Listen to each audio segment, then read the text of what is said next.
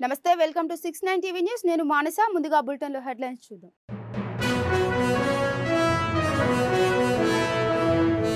పద్మ అవార్డుల జాబితా పంపేటప్పుడు మంచి వ్యక్తుల పేర్లు సిఫార్సు చేయాలి గద్దర్కు పద్మ అవార్డులు ఇచ్చే ఆలోచన కేంద్రానికి లేదన్న బండి సంజయ్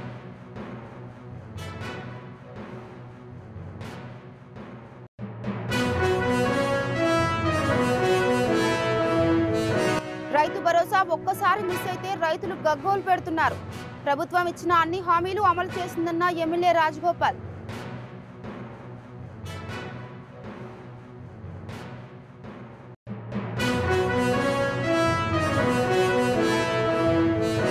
తెలంగాణ ఉద్యమాన్ని నడిపిన వ్యక్తి నక్సలైట్లా కనిపిస్తున్నాడా బండి సంజయ్ వ్యాఖ్యలు బాధ్యతారహితంగా ఉన్నాయన్న అద్దంకి దయాకర్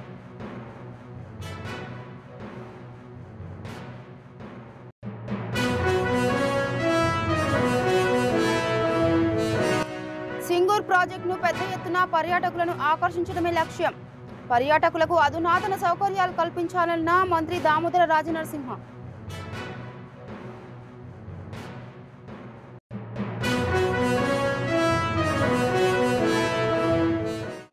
ఇక డీటెయిల్స్ వెళ్తే పద్మ అవార్డుల జాబితాను పంపేటప్పుడు రాష్ట్ర ప్రభుత్వం ఆలోచించి పంపాలని అన్నారు కేంద్ర మంత్రి బండి సంజయ్ పంపేటప్పుడు మంచి వ్యక్తుల పేర్లు పంపాలి వాళ్ళు మంచి వ్యక్తులు కాదని అనట్లేదు పద్మశ్రీ అవార్డు వచ్చే స్థాయి వ్యక్తుల పేర్లు పంపాలన్నారు గద్దర్కు ఎట్లా పద్మ అవార్డులు ఇస్తాం ఎంతమంది బీజేపీ కార్యకర్తలను మట్టు పెట్టారో తెలియదా అని సంచలన కామెంట్స్ చేశారు వందల మంది బీజేపీ కార్యకర్తలు నమ్మిన సిద్ధాంతం కోసం ప్రజాస్వామ్యబద్ధంగా ఆందోళన చేస్తే నక్సలైట్లతో కలిసి హత్య చేయించిన వ్యక్తి గద్దర్ అని బండి సంజయ్ విమర్శించారు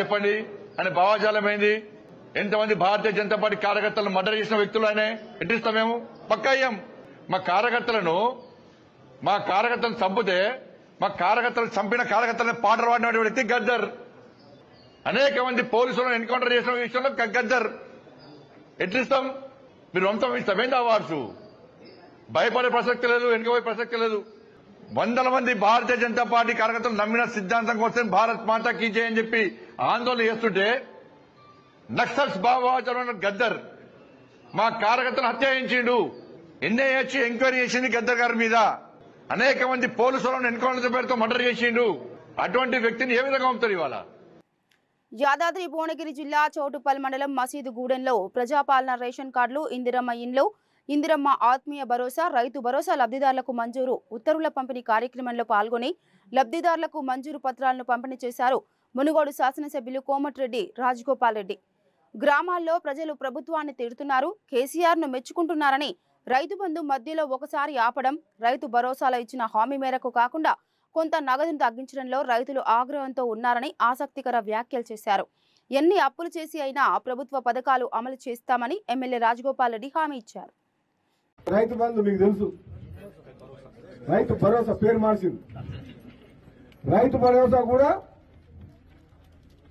గవర్నమెంట్ రాగానే ఎమ్మటే ఇచ్చిందా ఎంత ఇచ్చారు 5,000 నాకు ఇచ్చినప్పుడు మళ్ళీ కాంగ్రెస్ వచ్చిన ఇచ్చిండ్రు మధ్యన మాత్రం ఒకసారి డుంకి కొట్టింది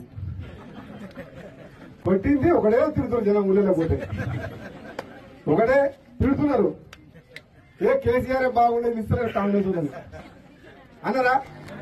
అన్నరా కానీ కేసీఆర్ బాగుండే గద్దర్ పై కేంద్ర మంత్రి బండి సంజయ్ వ్యాఖ్యలను టీపీసీసీ ప్రధాన కార్యదర్శి అద్దంకి దయాకర్ తీవ్రంగా ఖండించారు తెలంగాణ ఉద్యమానికి నాయకత్వం వహించి తెలంగాణ గలమైన గద్దర్ నక్సలైట్ లాగా కనిపిస్తున్నారా అని ప్రశ్నించారు గద్దర్ పై బండి సంజయ్ వ్యాఖ్యలు బాధ్యతారహితంగా ఉన్నాయని ఇందుకు బీజేపీ మూల్యం చెల్లించుకోక తప్పదన్నారు రాష్ట్రం నుంచి ఇద్దరిని కేంద్ర మంత్రులను చేస్తే ఉపయోగం ఏముందని భవిష్యత్తులో బీజేపీ పార్టీని ప్రజలు చెత్తబుట్టలో వేయడం ఖాయమన్నారు బండి సంజయ్ గారు గద్దర్ గారి మీద చేసిన స్టేట్మెంట్స్ అనేవి బాధ్యతారాహిత్యమైనవి ఈ రోజు అవార్డు ఇవ్వలేకపోయినవి కానీ ఆయన మీద నక్సల్వాది కాబట్టి అని ఆయన ప్రజల్ని చంపిండని చెప్పే స్టేట్మెంట్స్ ఏవైతే ఉన్నాయో మీ దివాలాకోరు రాజకీయాలకు అది తార్కాణం ఈరోజు పంచశీల పెట్టుకొని బౌద్ధ సాంప్రదాయాలతో ఖననమైన గద్దర్ గారు మీకు నక్సలైట్ గా మాత్రమే కనపడడం అనేది విడ్డూరం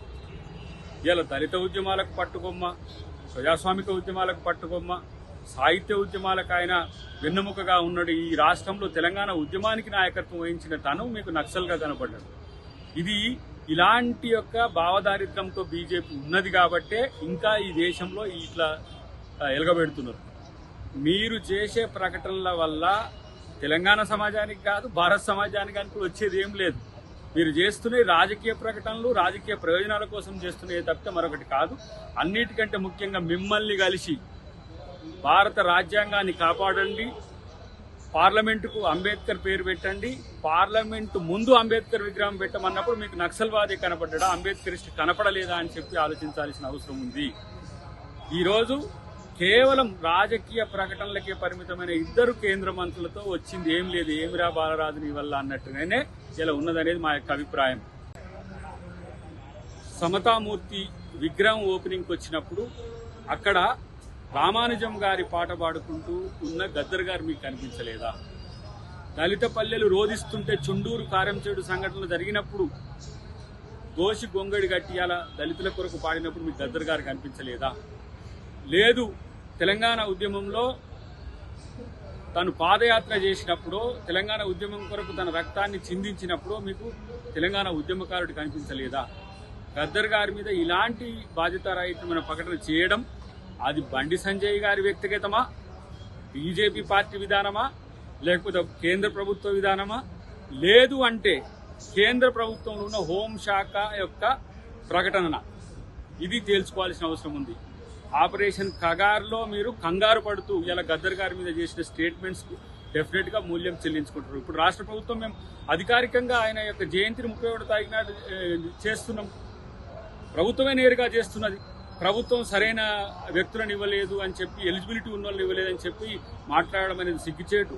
ఇలా మీరు మరి చుక్కరామయ్య గారికి ఎందుకు ఇవ్వలేకపోయినారు, అందశ్రీ గారికి ఎందుకు ఇవ్వలేకపోయినారు? ఇలా ఎంతో మంది మేధావులకి నుంచి ఇక్కడి నుంచి కేంద్ర రాష్ట్ర ప్రభుత్వానికి పంపించినప్పుడు ఎందుకు మీరు పనిచేయలేకపోయినరు? అది చేయకపోగా ఇలాంటి ఏమంటారు వేస్ట్ కామెంట్స్ చేయడం వల్ల మీ పార్టీని చెత్తబుట్టలు వేస్తే భవిష్యత్తులో బీజేపీ భూస్థాపితమయ్యే రోజులు భవిష్యత్తులో ఉన్నాయని చెప్పి నేను హెచ్చరిస్తాను. అబద్ధాలకి కేర్ ఆఫ్ అడ్రస్ బీఆర్ఎస్ నాయకులని అధికారం పోయిందనే అక్కస్తో ఏం మాట్లాడుతున్నారో అర్థం కావట్లేదన్నారు ఎమ్మెల్యే మధుసూదన్ రెడ్డి. 10 ఏళ్లలో బీఆర్ఎస్ చేయని పనులు కాంగ్రెస్ చేస్తుంటే చూసి ఓర్వలేకపోతున్నారంటున్న దేవరకద్ర ఎమ్మెల్యే మధుసూదన్ రెడ్డితో మా ప్రతినిధి భవిత ఫేస్ టు ఫేస్. నిన్న కాంగ్రెస్ ప్రభుత్వం మరో 4 పథకాలను అమల్లోకి తెచ్చింది. అయితే ఆ పథకాల పైన హాట్ కామెంట్స్ చేస్తున్నాడు కేటీఆర్ గారు. ప్రస్తుతం మనతో పాటు మాట్లాడడానికి ఎమ్మెల్యే మధుసూదన్ రెడ్డి గారు. సార్, మీరు ప్రతిసారి గ్రామ సభలు నిర్వహించామా, సక్సెస్ఫుల్ అయింది అని చెప్పేసి పథకాలు 4 మళ్ళీ ప్రారంభించారు, కానీ గతంలో అబద్ధం ఆడారు, మళ్ళీ ఒకసారి అబద్ధం ఆడుతున్నారని. ఏ ప్రభుత్వం కూడా రేషన్ కార్డులు ఇవ్వలేదు సార్, కేవలం కాంగ్రెస్ ప్రభుత్వం రేషన్ కార్డ్స్ ఇచ్చిందా? పదే ప్రచారం ఎందుకు చేసుకుంటుంది? ఇది ఒక చారిత్రాత్మకమైన విషయం అని కేటీఆర్ ఆరోపిస్తున్నారు. అబద్ధాలకు కేర్ ఆఫ్ అడ్రస్ కేటీఆర్. ఈ అబద్ధాలు ఎన్నిసార్లు మాట్లాడతారు మీరు?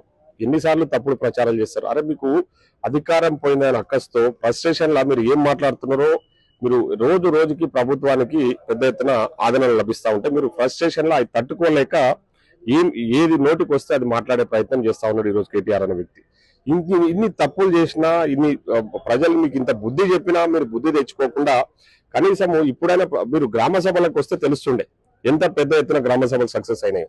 గ్రామ సభల ద్వారా తండోపతండాలుగా ప్రజలు పాల్గొని గ్రామ సభలు, ఇట్లాంటి గ్రామ సభలు మొదటిసారిగా కాంగ్రెస్ పార్టీ నిర్వహిస్తున్నందుకు మమ్మల్ని అభినందించడంతో పాటు వాళ్ళు మనకందరు కూడా సన్మానాలు చేశారు.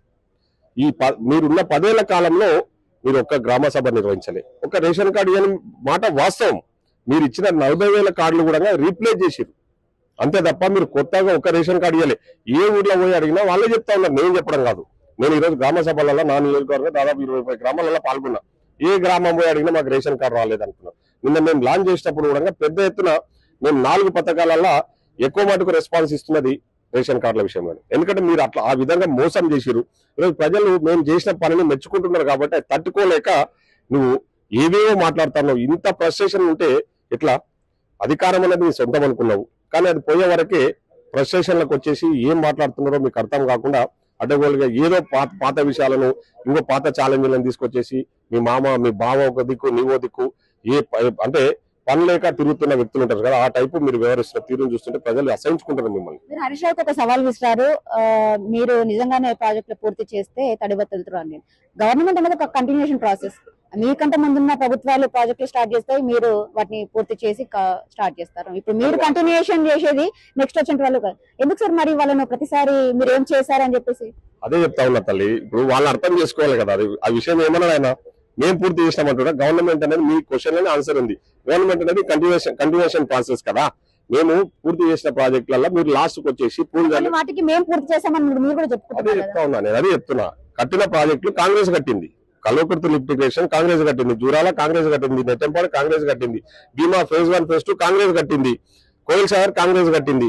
కట్టిన ప్రాజెక్టులు దగ్గర వచ్చేసి వర్షాకాలంలో నీళ్లు నిండాక పాయింట్ దాడుకొని పూలు చల్లుకొని మేము ఆడ వండుకొని ప్రాజెక్టులు కట్టామని చెప్పేసి హరీష్ రావు తప్పుడు మాటలు మాట్లాడుతా ఉన్నావు. దానికి చర్చకు నీవు కాదు సిద్ధంగా. మా ముఖ్యమంత్రి అవసరంలే, మేము ఉన్నాం కదా ఎమ్మెల్యేలు, లోకల్ గా మేము పనిచేస్తా ఉన్నాం కదా. మాకు తెలుసు కదా పాలమూరుకు మీరు ఏం విధంగా అన్యాయం చేశారో.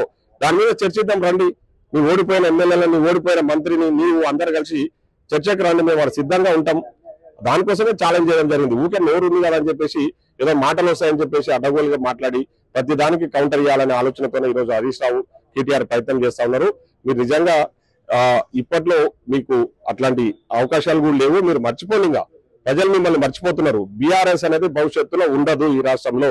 మీకు బీఆర్ఎస్ పార్టీలో ఉన్న వాళ్ళకు కూడా నేను ఒకటే చెప్తున్నా, మీరు వాళ్ళని నమ్ముకొని వాళ్ళ మాయమాటలు నమ్మి ఇంకా వాళ్ళు ఎమ్మట పోతే మీరు కూడా మోసపోతారు. ఇప్పటికైనా రియలైజ్ కాండి. వెనుక ఉన్న నాయకులు వాళ్ళు ఇప్పటికే దోపిడీ చేసిరు. ఆ దోపిడీలన్నీ ఒక్కొక్కటిగా బయటకు వస్తా ఉంటాయి. ఆ దోపిడీదారుల వెనుక ఉండి మీరు ఇబ్బందులకు గురి కాకండి అని చెప్పేసి చెప్తా ఉన్నాం. గ్రామ సభలు సక్సెస్ఫుల్ గా నిర్వహించాము, నిన్న పథకాలు కూడా సక్సెస్ఫుల్ గా ప్రారంభమయ్యాయని చెప్తున్నారు. గ్రామ సభల్లో ఇచ్చినటువంటి లిస్టులలో చాలా మందికి కాంగ్రెస్ నాయకుల కార్యకర్తలకు వాళ్ళకి అనుబంధ వ్యక్తులకే లిస్ట్ వచ్చిందని చెప్పేసి అక్కడ ఉన్నటువంటి ప్రజలు తిరగబడ్డ పరిస్థితి లేదంటారు సార్? తల్లి, నేను గ్రామ సభలో ప్రత్యక్షంగా పాల్గొన్నా. నేను అదే ఇప్పుడు మళ్ళా చెప్తా ఉన్నా. అదే హరీష్ రావును, అదే కేటీఆర్ ను వాళ్ళు ఏం చేసినట్టే గ్రామ సభలు 3 రోజులు పెద్ద ఎత్తున సక్సెస్ అయ్యారు. 4వ రోజు వాళ్ళు కుట్ర పన్ని, ఈ కుట్రదారులు కాదు వీళ్ళకి తెలుసు. ఈ కుట్ర అంటే ప్రభుత్వానికి మంచి పేరు వస్తున్నప్పుడు వాళ్ళు కుట్రలు ఎన్నో రకాలుగా పన్నుతా ఉన్నారు. ముఖ్యంగా ముఖ్యమంత్రి గారికి దేశవ్యాప్తంగా ప్రపంచవ్యాప్తంగా పేరు వస్తా ఉన్నారు, కష్టపడుతున్నారు అని చెప్పేసి ఈ రోజు మీరు చూసిర్రు. ఈ రోజు నాయకుడు కరెక్ట్ గా పనిచేస్తాడు, ఈ రాష్ట్రాన్ని అభివృద్ధి పదంలో తీసుకుపోతాడు అని ఈ రోజు 1,78,000 కోట్ల పెట్టుబడులు పెడతా ఉన్నారంటే దాని ఘనత ఈ రోజు రాష్ట్ర ముఖ్యమంత్రిది, మిగతా మంత్రివర్గ సహచరులది. సో ఈ రోజు గ్రామ సభలలో కూడా వాళ్ళు ఏం చేశారు, గ్రామ సభలలో మేము పెట్టిందే ఆడ అన్ని పార్టీలలో పాల్గొనడానికి, పారదర్శకంగా ప్రజాపాలన అందించాలనే లక్ష్యంతోనే గ్రామ సభలు నిర్వహిస్తా ఉన్నాం. గ్రామ సభలు నిర్వహించినాం. గ్రామ సభలలో టీఆర్ఎస్ వాళ్ళు ఉన్నారు, బీజేపీ వాళ్ళు ఉన్నారు, కాంగ్రెస్ వాళ్ళు ఉన్నారు. వీళ్ళు లాస్ట్ అవి అన్ని అందరూ కలిసి గ్రామ సభలు సక్సెస్ చేస్తున్నారనే ఆలోచనతోన వీళ్ళకి అలవాటైన మద్యం బానిసలైన కొందరిని తయారు చేసేసి లాస్ట్ డే రోజు కొంచెం డిస్టర్బ్ చేసే ప్రయత్నం చేశారు. అయినా కూడా ప్రజలే తిరగబడి తరిమి కొట్టిరు. చివరిగా రైతు భరోసా 15,000 ఇస్తామని చెప్పేసి ఒకసారి కాంగ్రెస్ ప్రభుత్వం మోసం చేసింది. నిన్న అర్ధరాత్రి 12 గంటల తర్వాత అందరి అకౌంట్లలో నిధులు జమ అవుతాయి అని చెప్పేసి నిన్న సీఎం కూడా చెప్పినప్పటికీ ఇప్పటికి కూడా ఒకరి అకౌంట్ లో కూడా నిధులు జమ కాలేదు. మరొకసారి కాంగ్రెస్ ప్రభుత్వం రైతులను మోసం చేసిందని చెప్పేసి కేటీఆర్ ప్రశ్నిస్తున్నారు. నేను అదే చెప్తా ఉన్నా తల్లి, మోసానికి care of address KCR, KTR, Harish Rao. మోసానికి care of address BRS party. ఆ మోసాలు వాళ్ళు చేశారు కాబట్టి మేము కూడా ఆ విధంగానే చేస్తామన్న ఆలోచనతో వాళ్ళు పదే మోసం గురించి మాట్లాడుతూ ఉన్నారు.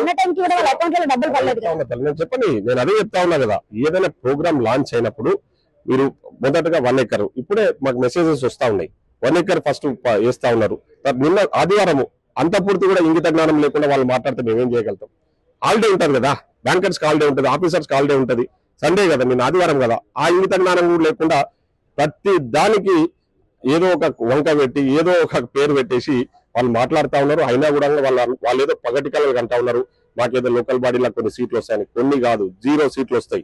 మీ వార్డు మెంబర్ కూడా గెలవలేరు. ఎక్కడ కూడా మీకు వార్డు మెంబర్ గెలవలేరు, సర్పంచులు గెలవలేరు, ఎంపీటీసీలు గెలవలేరు, జెడ్పీటీసీలు గెలవలేరు. హరీష్ రావు, కేటీఆర్ మీరు ఎన్ని చేసినా మీరు ప్రజలను మెప్పు పొందే ప్రసక్తే లేదు. ఎందుకంటే ఇప్పుడు ప్రజలు మిమ్మల్ని అసహించుకుంటారు. మీరు చేసిన తీరు, మీరు చేసిన దోపిడీని. ఫస్ట్ ఆ దోపిడీ గురించి మాట్లాడండి, ఫార్ములా 1 గురించి మాట్లాడండి, కాళేశ్వరం గురించి మాట్లాడండి, ఫోన్ ట్యాపింగ్ గురించి మాట్లాడండి. ఎందుకు మాట్లాడతలేరు మరి? ఎన్ని చేసారు అవన్నీ ఫస్ట్ అయిపోయిన తర్వాత ప్రజలు అప్పుడు ఆలోచిస్తారు మీ గురించి. అంతవరకు మిమ్మల్ని ఆలోచించే ప్రసక్తే లేదు. Thank you.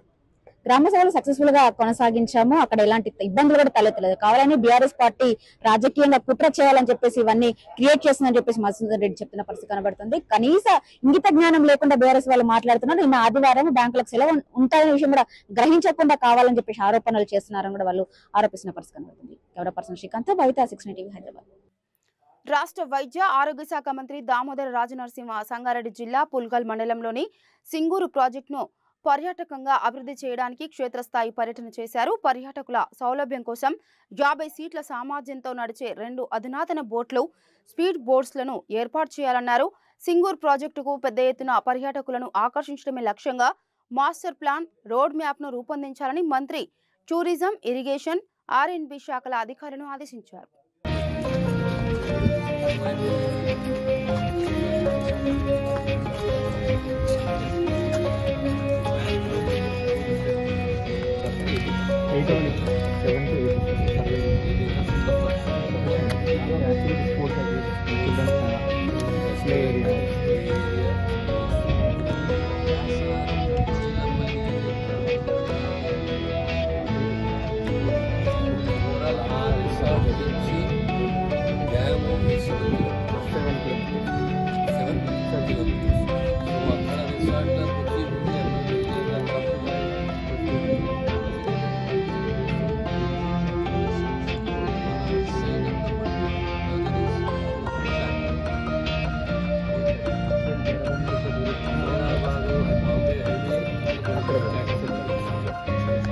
యువత డ్రగ్స్, మద్యం అలవాట్లకు దూరంగా ఉండాలని ఏబీవీపీ జాతీయ సెక్రటరీ శ్రవణ్ కోరారు. స్వామి వివేకానంద, సుభాష్ చంద్రబోస్ జయంతి ఉత్సవాల సందర్భంగా ఏబీవీపీ ఆధ్వర్యంలో ఖేలో భారత్ క్రీడోత్సవాలు ఓయూ క్యాంపస్ గ్రౌండ్లో ఘనంగా ప్రారంభించారు. ఈ నెల 27 నుండి 31 వరకు జరిగే క్రీడోత్సవాల్లో విద్యార్థులు పెద్ద ఎత్తున క్రీడల్లో పాల్గొనాలని యువతకు ఏబీవీపీ నాయకులు పిలుపునిచ్చారు. ఎదుగుతున్న యుక్త వయసులో విద్యార్థులు మానసికంగా దృఢంగా ఉండాలంటే క్రీడలు ఎంతో ముఖ్యమని తెలిపారు. యువకులు ఆరోగ్యంగా ఉంటేనే భారత్ అన్ని రంగాల్లో ప్రపంచంలోనే అభివృద్ధి చెందుతూ ముందడుగు వేస్తుందన్నారు ఏబీవీపీ నాయకులు.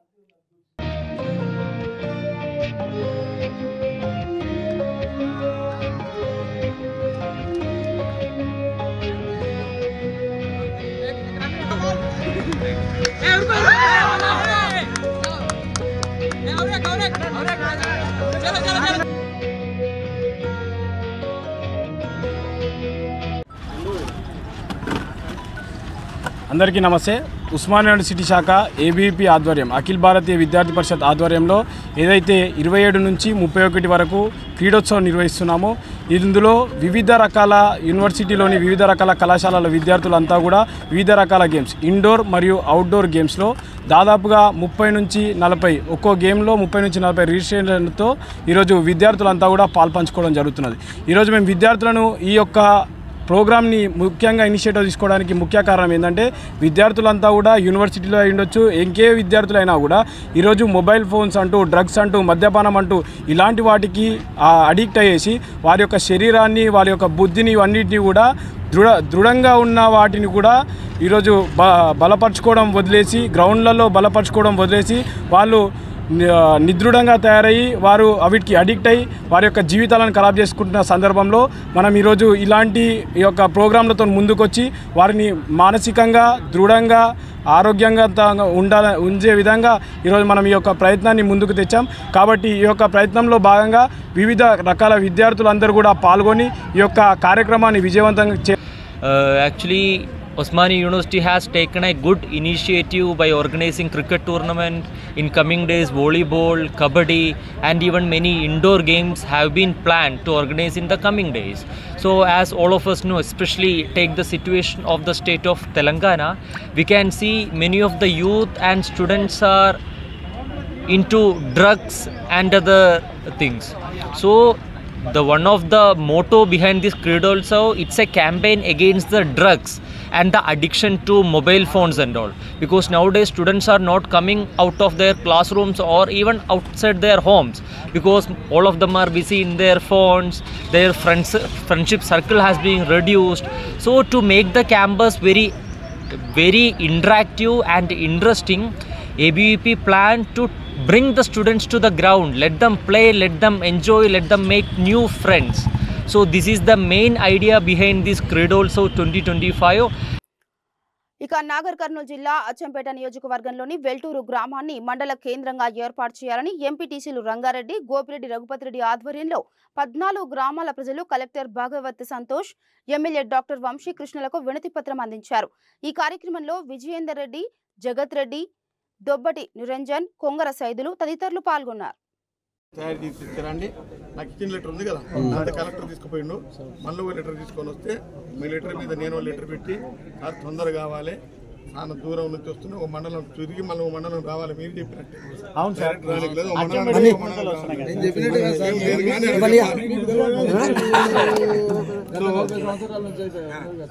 అది అది చెప్దాం. చెప్పినాక ఒక ఇద్దరిని అపాయింట్ చేస్తాం. రోజు తిరిగి ఏమాయిస్తారు అమ్మడి పట్టి వస్తుంది. Telangana director of medical education నూతన డిఎంఈగా నియమించబడ్డ డాక్టర్ నరేంద్ర కుమార్ ను NMO general secretary doctor Surendra Babu కలిసి శుభాకాంక్షలు తెలిపారు. ఈ సందర్భంగా డిఎంఈ మాట్లాడుతూ ప్రజలకు సంతృప్తికరమైన వైద్య సేవలను అందించేందుకు కృషి చేస్తామన్నారు.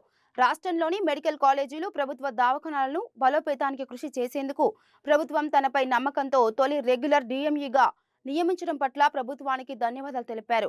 వైద్య విద్యార్థుల్లో ఆత్మస్థైర్యం పెంచడంతో పాటు వైద్య బోధన సిబ్బంది సమస్యల పరిష్కారానికి కృషి చేస్తానన్నారు. తర్వాత ప్రభుత్వం నా మీద వచ్చిన నమ్మకాన్ని నేను సమర్థవంతంగా చేయడానికి నా వంతు కృషి నేను చేస్తాను. ఈ డైరెక్టర్ ఆఫ్ మెడికల్ ఎడ్యుకేషన్లో వైద్య విద్యార్థులు, ఫ్యాకల్టీ అంటే వైద్య సిబ్బంది ఇద్దరు కూడా రెండు కళ్ళు వంటి వాళ్ళు. సో వైద్య విద్యార్థుల్లో మనోస్థైర్యాన్ని పెంచటం, ఫ్యాకల్టీ సిబ్బందిలో వాళ్ళ యొక్క సహకారం తీసుకోవటం, వాళ్ళ యొక్క ప్రాబ్లం సెటిల్ చేయటం, ఈ రెండు అది సక్రమంగా జరిగితేనే ఈ వైద్య విద్యా విభాగం ముందుకు సాగుతుంది. అది నా ప్రధాన కర్తవ్యం. విద్యార్థుల్లో మనోస్థైర్యాన్ని పెంచడానికి, వైద్య సిబ్బంది సంతృప్తికరంగా, మంచి సంతోష ఆహ్లాదకరంగా ఉన్న వాతావరణంలో వైద్య సేవలు అందించేటట్లు, ఈ రాష్ట్ర ప్రజలకు సంతోషకరంగా వైద్య సేవలు అందాలి అంటే ఈ మెడికల్ కాలేజీలు, గవర్నమెంట్ హాస్పిటల్స్ స్ట్రెంగ్తన్ చేసే దిశగా నేను కృషి చేస్తానని మరొకసారి ఆశిస్తున్నాను. ఏపీ పర్యాటక శాఖపై ప్రభుత్వం ప్రత్యేక దృష్టి సారిస్తుంది. పెట్టుబడులను ఆకర్షించి అన్ని విధాలుగా అభివృద్ధి చేయాలని భావిస్తుంది. దీంట్లో భాగంగా విశాఖలో ప్రాంతీయ పర్యాటక పెట్టుబడిదారుల సమావేశాన్ని నిర్వహిస్తోంది. పర్యాటక ప్రాజెక్టులు చేపట్టేందుకు ఆసక్తి ఉన్నవారు సమావేశంలో పాల్గొన్నారు. ఈ సమావేశంలో మేనేజింగ్ డైరెక్టర్ ఆమ్రపాలి హాజరయ్యారు. ఈ సందర్భంగా ఏపీలో ఉన్న అనుకూల పరిస్థితులు, ప్రభుత్వం అందిస్తున్న సహాయ సహకారాలను వివరించారు. And of course, as Sir earlier mentioned, increase the classified inventory in the state. Dean-Kosam, as you know, we are working. We also want to encourage the boutique and existing players in the market to expand, and we are here to facilitate in whatever way possible. Next, a brief overview of the tourism policy. The tourism policy has 6 mission strategies. One is world-class infrastructure. This covers and includes connectivity to the tourism destinations, providing world-class stay, whether it is hotels, homestays, and making sure that the experience is incomparable. Diversification and destination development. As I said, we want to expand beyond temple tourism, and also when somebody comes to a location, the goal is to make sure that they stay longer, do more things, and spend more money. So for that, there will be focused, targeted aspect work on places where tourists are already coming, like Tirupati, Visakhapatnam, Araku. These are easier places for us, as well as developing new destinations like Gandikota and other such locations which we will be working on slowly. Hyderabad tank bund లో జరిగిన అగ్ని ప్రమాదంలో 2 బోట్లు దగ్ధమైన ఘటనలో ఓ యువకుడు missing అయ్యాడు. నాగారంకు చెందిన అజయ్ అనే యువకుడు తన ఫ్రెండ్స్ తో వచ్చి బోట్లో ఎక్కాడు. ఘటన తర్వాత రాత్రి హుస్సేన్ సాగర్ లో అజయ్ తో ఉన్న ఫ్రెండ్స్ అందరూ సురక్షితంగా ఉన్నారు, కానీ అజయ్ మాత్రం రాలేదు. దాంతో కుటుంబ సభ్యులు ఆందోళన చెందుతున్నారు. కుటుంబ సభ్యులు పోలీసులకు ఫిర్యాదు చేయడంతో వారు అజయ్ ఆచూకీ తేల్పడం లేదని ఆవేదన వ్యక్తం చేస్తున్నారు. లేట్ అవుతుంది అంటే 10:30 ఫోన్ చేసిన, స్విచ్ ఆఫ్ వచ్చింది. 10:30, 11 గంటలకు, 1 గంటకు, 2:30కు తెలిసింది నాకు. వాళ్ళ ఫ్రెండ్స్లో ఒక ఆయన ఫోన్ చేసిండు. ఫ్రెండ్స్ అన్నారు ఇట్లా బోట్లో పోయారట, పేలిపోయిందంట, 9కో 10కో అని అన్నారు. 9 గంటలకు, 10 గంటలకు. నాకు తెలియదు ఇక్కడికి వచ్చింది అసలే. త్వరలో మీ ఇంట్లో అశుభం జరుగుతుంది, శాంతి పూజలు ప్రముఖ దేవాలయాల్లో చేస్తానని గ్రామస్తులకు మాయమాటలు చెప్పి మోసం చేసి డబ్బులు తీసుకొని ఉడాయించే దొంగ స్వామీజీని ఎట్టకేలకు పోలీసులు అరెస్ట్ చేశారు. ఏలూరు జిల్లా నూజివీడు సర్కిల్ పరిధిలోని చాట్రాయి మండలం అరుగులనుపేటలో ఓ ఇంట్లో వారి అల్లుడు చనిపోయాడని తెలుసుకుని ఆ ఇంటికి వెళ్లి మీ ఇంట్లో పెద్ద మనిషికి కూడా చేతబడులు చేశారని నమ్మించి 61,000 రూపాయలు నగదు తీసుకుని ఉడాయించాడని పోలీసులు తెలిపారు. కేసు నమోదు చేసుకుని రిమాండ్కు తరలిస్తున్నట్లు పోలీసులు తెలిపారు. తోరపాటి బాలయ్య, తండ్రి పేరు కొండయ్య, వయసు 37 సంవత్సరాలు, బుడగజంగాలు, పెరియగూడెం పంచాయతీ అండి. ఇతని అశ్వారావుపేట గ్రామం మరియు మన భద్రాద్రి కొత్తగూడెం తెలంగాణ ప్రాంతం అన్నమాట. ఇతను ఎక్కువగా ఏంటంటే ఈ సత్తుపల్లి, అశ్వారావుపేట, నూజివీడు, చాట్రాయి మండలం, ముస్లిం మండలాలు ఎక్కువగా తిరుగుతూ ఉంటాడు. తిరిగి ఇలాంటి పనులు చేస్తూ ఉంటాడు. దాని మీద ఏంటంటే మనకు తెలిసి 2 కేసులు రిజిస్టర్ అయినాయి ప్రజలు ఇచ్చిన రిపోర్ట్ మీద. దాని మీద ఈరోజు మన చాట్రాయి ఎస్ఐ గారు ఇతన్ని అరెస్ట్ చేయడం జరిగింది.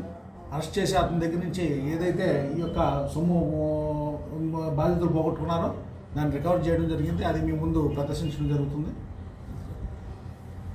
దీనికి ఈ యొక్క సమావేశానికి ముఖ్య కారణం ఏంటంటే ఎవరైనా సరే మేము పూజలు చేస్తాము, ఇలా చేస్తాము, అలా చేస్తామని చెప్పి మన యొక్క రూరల్ ప్రాంతంలో ప్రజల్ని నమ్మించి వాళ్ళ దగ్గర నుంచి మరి సొమ్ము కాజేయడం అనేది జరుగుతూ ఉంటుంది. ఇది తరచుగా మనం చూస్తున్నాము. అలాంటి వాటిని నమ్మకూడదని, ఎటువంటి పరిస్థితుల్లోనూ అలాంటి వాళ్ళ యొక్క ఏమైనా వచ్చి గ్రామాల్లో తిరుగుతూ ఉంటుంటే వాళ్ళ యొక్క సమాచారాన్ని పోలీసులకు ఇమ్మీడియట్గా మీరు ఇస్తారని చెప్పి ప్రజలు నేను కోరుకుంటున్నాను.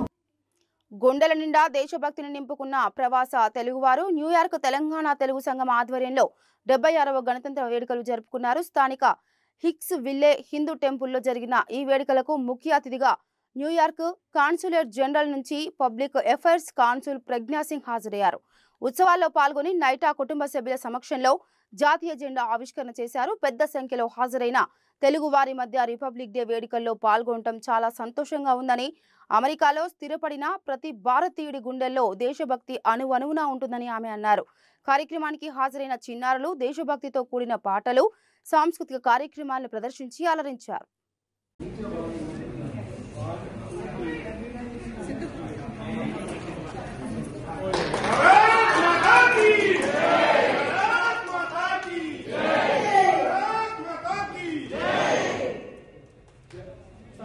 ఇక బులెటిన్ ముగించే ముందు హెడ్లైన్స్ మరోసారి.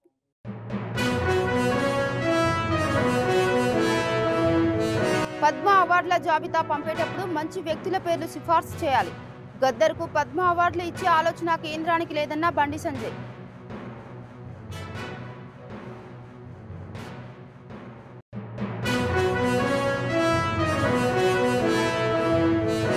రైతు భరోసా ఒక్కసారి మిస్ అయితే రైతులు గగ్గోలు పెడుతున్నారు. ప్రభుత్వం ఇచ్చిన అన్ని హామీలు అమలు చేసిందన్న ఎమ్మెల్యే రాజగోపాల్.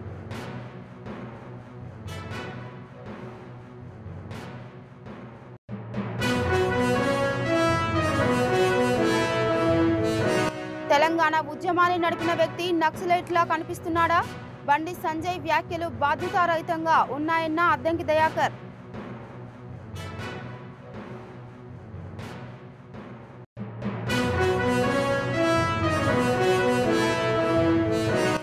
సింగూర్ ప్రాజెక్టును పెద్ద ఎత్తున పర్యాటకులను ఆకర్షించడమే లక్ష్యం. పర్యాటకులకు అధునాతన సౌకర్యాలు కల్పించాలన్న మంత్రి దామోదర రాజనరసింహ.